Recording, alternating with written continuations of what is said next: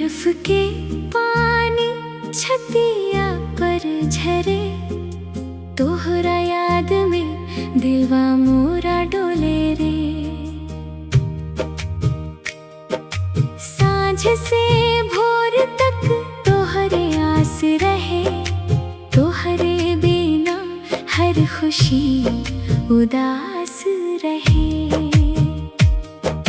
ठंडी ठंडी हवा में तोहार नाम पुकारी, सपना में आके सजना दिलवा सवारी।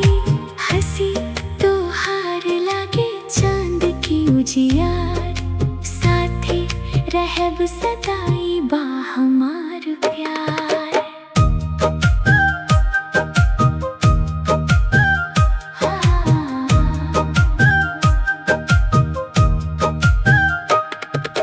बरखा के बूंद जैसे प्रेम बरसे, मनवा तोहरे खातिर हर पल तरसे।